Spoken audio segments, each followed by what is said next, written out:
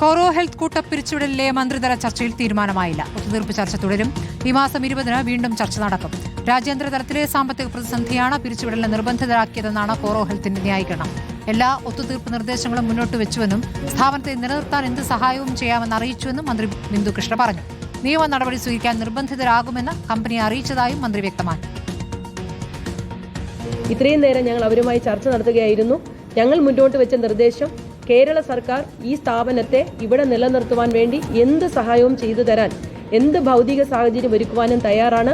എന്തെങ്കിലും പ്രശ്നങ്ങൾ ആ കമ്പനി നേരിട്ടിട്ടുണ്ട് എങ്കിൽ, നമ്മുടെ സംസ്ഥാനത്ത് നേരിട്ടിട്ടുണ്ടെങ്കിൽ അത് പരിഹരിക്കാനും തയ്യാറാണ് എന്ന് ഞങ്ങൾ പറഞ്ഞു. അവർ പറഞ്ഞ ഒറ്റ പോയിന്റ് മാത്രമേ ഉള്ളൂ, അവർക്ക് വർക്കില്ല, അതുകൊണ്ട് സെന്റർ അടച്ചുപൂട്ടുക അല്ലാതെ മറ്റൊരു മാർഗമില്ല എന്നാണ് പറയുന്നത്.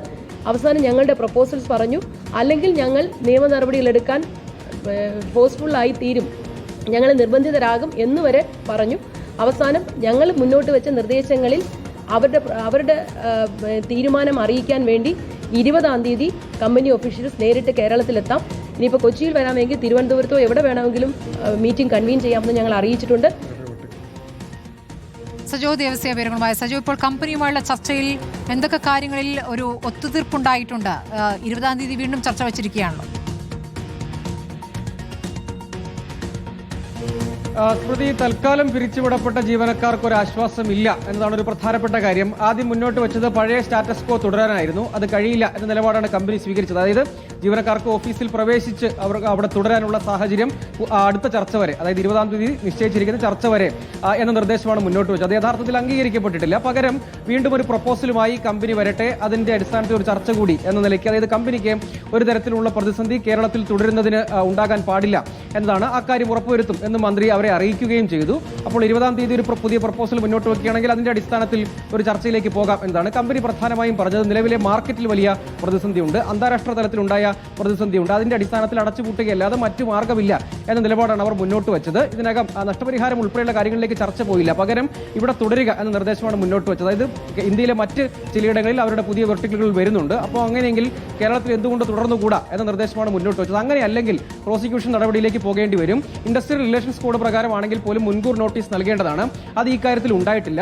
അതുകൊണ്ട് നിലവിൽ ഇത്തരം കാര്യങ്ങളുമായി സഹകരിച്ചിട്ടില്ല എന്നാണ്. നിയമലംഘനം എന്ന നിലയ്ക്ക് തന്നെ തുടരുകയാണെങ്കിൽ പ്രോസിക്യൂഷൻ നടപടി സ്വീകരിക്കും എന്നാണ് തൊഴിൽ മന്ത്രി പറയുന്നത്. ഇതുകൂടാതെ ഇത് നമുക്കറിയാവുന്ന ഒരു അന്താരാഷ്ട്ര കമ്പനിയാണ്, അമേരിക്കൻ ബേസ്ഡ് ടെക് കമ്പനിയാണ്. അപ്പോൾ അന്താരാഷ്ട്ര തലത്തിൽ കൂടി ഇക്കാര്യത്തിലുള്ള ഇടപെടൽ കേന്ദ്ര സർക്കാരിനാണ് കൂടുതൽ സാധ്യമാവുക. അതുകൊണ്ട് കേന്ദ്ര തൊഴിൽ മന്ത്രി മൻസുഖ് മാണ്ഡവ്യയുമായുള്ള ഒരു അപ്പോയിന്റ്മെന്റ് ഇപ്പോൾ ലഭ്യമായിട്ടുണ്ട്. അത് തിങ്കളാഴ്ച തൊഴിൽ മന്ത്രി തന്നെ നേരിട്ട് മന്ത്രിയുമായി കൂടിക്കാഴ്ച നടത്തും. ഈ പ്രശ്നം ശ്രദ്ധയിൽപ്പെടുത്തും. തൊഴിലാളികളുടെ അവകാശം സംരക്ഷിക്കുന്നതിന് വേണ്ടിയുള്ള എന്തെല്ലാം ഇടപെടൽ നടത്താൻ കഴിയും അതിനുവേണ്ടിയുള്ള ശ്രമങ്ങൾ തുടരും. അതോടൊപ്പം തന്നെ കമ്പനിക്ക് കേരളത്തിൽ തുടർന്നും പ്രവർത്തനം സാധ്യമാകും വിധത്തിലുള്ള ഉറപ്പുകളും ഇടപെടലും നടത്തും എന്നാണ് മന്ത്രി വ്യക്തമാക്കുന്നത്. ഫലത്തിൽ പക്ഷേ തൽക്കാലം ഇക്കാര്യത്തിൽ ആശ്വാസമില്ല. പക്ഷേ സാധ്യത അവശേഷിക്കുകയാണ്. അതായത് കമ്പനി മുന്നോട്ട് വെച്ചത് വീണ്ടും ഇങ്ങനെ ഒരു മീറ്റിംഗ് കൺവീൻ ചെയ്യാം. ആ സമയത്ത് ഇതുമായി ബന്ധപ്പെട്ട് കൂടുതൽ പ്രപ്പോസലുകൾ മുന്നോട്ട് വെക്കാൻ കമ്പനിക്ക് അവസരമുണ്ടാകും. സർക്കാർ എന്തൊക്കെ സാധ്യമായ കാര്യങ്ങളാണ്, എന്തൊക്കെ നിർദ്ദേശങ്ങൾ എന്ന നിലയ്ക്ക് ഇക്കാര്യത്തിൽ വ്യക്തത വരുത്തിയിട്ടുണ്ട്. അതായത് തൊഴിലാളികൾക്ക് തൊഴിൽ തുടരാനുള്ള അവസരം ഒരുക്കുക, കമ്പനി ഇവിടെ തുടരുക, അതിനാവശ്യമായ ഭൗതിക സാഹചര്യങ്ങൾ ഒരുക്കി കൊടുക്കും,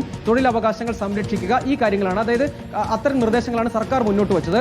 അതിന്റെ ഭാഗമായി ഒരു പുതിയ ഒത്തുതീർപ്പ് ഫോർമുല അല്ലെങ്കിൽ ഒരു പ്രപ്പോസൽ കമ്പനി തന്നെ മുന്നോട്ട് വെക്കട്ടെ. അത് പരിഗണിച്ചുകൊണ്ട് തന്നെ സർക്കാർ ഒരു സൊല്യൂഷനിലേക്ക് പോകാൻ കഴിയും.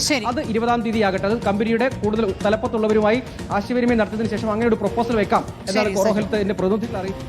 സജോ ദേവസ്യാണ് വിവരങ്ങൾ നൽകിയത്.